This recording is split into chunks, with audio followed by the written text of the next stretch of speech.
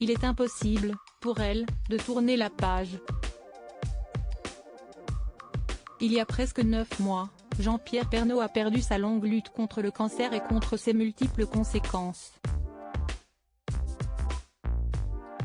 La France a le cœur lourd, désormais, en allumant la télévision. Mais pour sa veuve, évidemment, l'épreuve est insupportable. Elle a pu, un temps, se réfugier dans le travail pour penser à autre chose, mais les représentations de la pièce de théâtre des Tontons farceurs, par exemple, s'espacent et lui laissent le temps de penser. Le manque est présent dans sa vie, évidemment. Et pourtant, Nathalie Marquet continuerait à communiquer avec son époux grâce à des méthodes peu orthodoxes.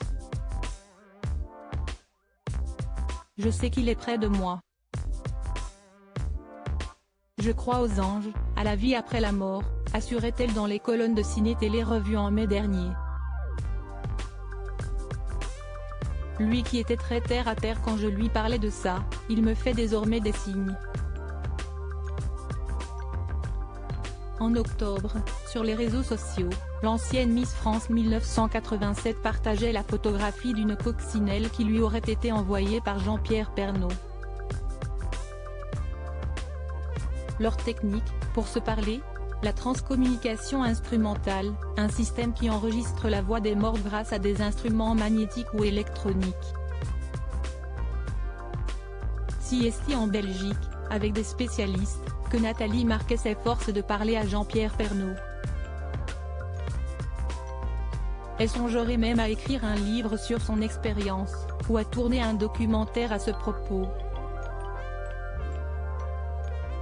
Voilà donc l'une des seules occupations de la comédienne, qui s'isolerait de plus en plus, et ne verrait plus grand monde à part ses enfants, Lou, 19 ans et Tom, 18 ans, selon les informations du magazine Closer.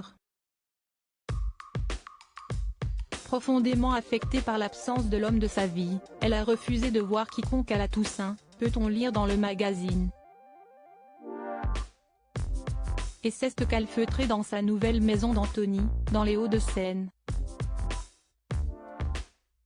Une petite lueur d'espoir, elle devrait prochainement chanter, avec Elsa Esnou, au gala sans Noël dans 100 hôpitaux, organisé par l'association Tout le monde chante contre le cancer. Le rendez-vous est pris. Retrouvez toutes les informations sur Nathalie Marquet dans le magazine Closer, N°911, du 25 novembre 2022.